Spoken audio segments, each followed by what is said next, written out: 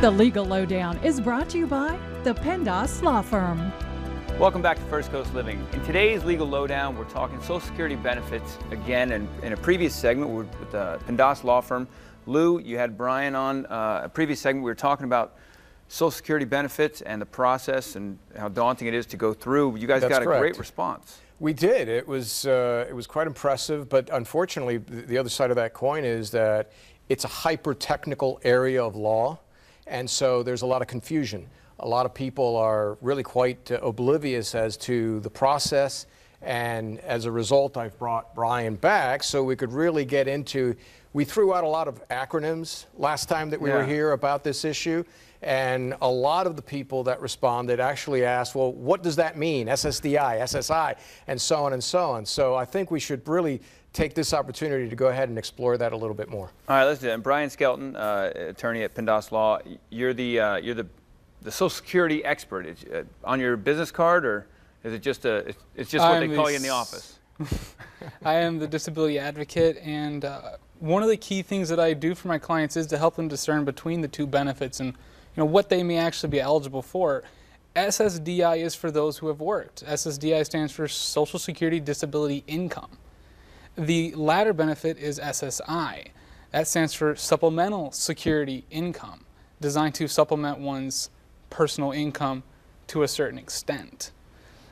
Depending on when you last worked, you may only be eligible for one or the other benefit. And so it's critical to talk to an attorney and get that evaluation. And you can also talk to Social Security if you have questions about whether or not you still have coin in that pool of work credits. Is that because you say, oh, you can talk to Social Security, and I think all of us have tried to call different government agencies, and is that something that you guys help with, is handling those calls and getting to that stuff? Because you know who to call. We just call the main number. Oh yeah. A lot of times with Social Security, you're going to be given that 1-800 number to the national line, and you're going to be given an earful from whoever's on the other end, and you're not really going to get that information you want. What I have is the ability to speak directly to the individuals handling my clients' cases and inform them of any conscientious changes that have occurred in their case, any information that needs to be changed about their case, in any way that I can be accessible to that person to assist with information gathering. And these cases are, we've said before, all cases are complex, but you're dealing with the federal government, and they have a lot of lawyers. They have teams of lawyers, and that are designed to fight this and give as little as possible, correct? That's exactly right. Unfortunately, there's been a trend in the last few years whereby the government is approving less and less of these.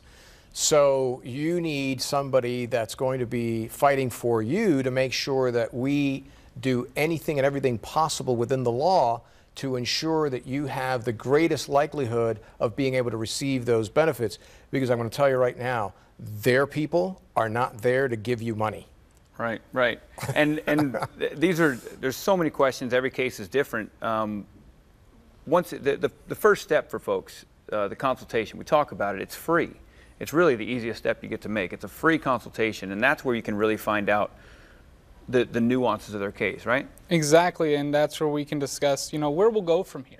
Should we file the claim right now? And maybe you already have a case going. Maybe you actually have another case going with another attorney, and that attorney isn't giving you the type of connection you want for your case, that type of hands-on, in-depth understanding of what's really going on in that case. And so depending on where you're at in your process, even if you've already seen a judge, you still have the option to refile or to push further. And so talking to an attorney and getting that secondhand opinion, letting an attorney look at what the judges have written, because it's all very technical. They use a lot of rules and statutes and listings to essentially dictate whether or not you meet their small finite criteria for disability. But that's when you're walking in blind. With an attorney, you can walk in with the understanding that you may know what you already meet and qualify for. And that can be presented in a way that pushes that case through the process faster and results in a much higher likelihood of a positive outcome. And another reason why nationally the numbers are low is because a lot of individuals don't think that, after I've been denied once, there's nothing I can do. Being denied once happens to about 80% of people that apply. Being denied twice happens to about 75% of people. It doesn't really change too much between those two levels. And so getting in front of a judge and holding on to your case till that moment to plead it with another human being and have someone there who is going to be able to present that case in a way that that judge wants to see it is going to make all the difference. It's all good. It makes it sound so simple. I appreciate well, but that's what he does. That's his job, right? Yeah. So that's fantastic. Excellent advice and information. Thanks for being here, guys. Always a pleasure, my friend. We want to thank the PENDAS Law Firm for making this segment possible. And you can reach them for more information. Visit pendaslaw.com or call 904-800-0000.